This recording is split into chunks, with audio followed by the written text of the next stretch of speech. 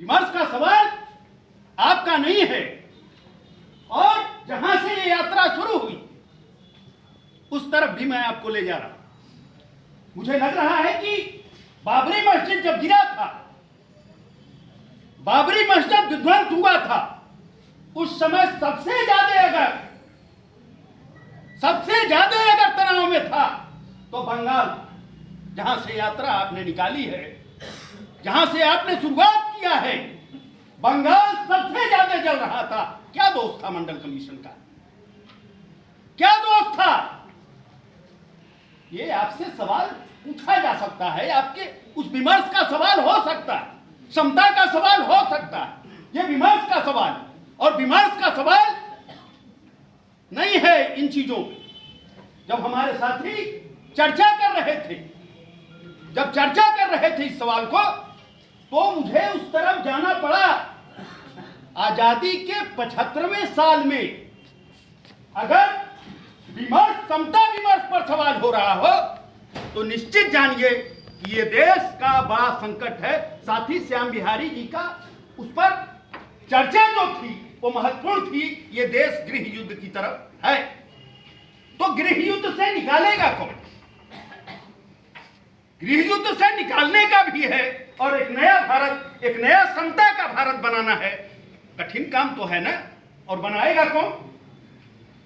बाजार से लड़ना न है, बाजार से लड़ना है। और आपके पृष्ठभूमि में बाजार के बाद समता वो आए। आप जहां से शुरू करेंगे आदिम साम्यवाद से समाजवाद तक, उसमें जो शुरू होता है, उसमें जो आपका विषय आता है, वो विमर्श कहां है? उसमें तो समता विमर्श नहीं है। विमर्श फिर है, और विमर्श यहां राजा रजवाड़ों का ही नहीं है, यहां आम जन का भी विमर्श है। और उस विमर्श पर जब आप चोट करिएगा तो आप उसके हकदार नहीं हैं। वो विमर्श वो नीचे से निकलेगा, वो वहां से निकलेगा।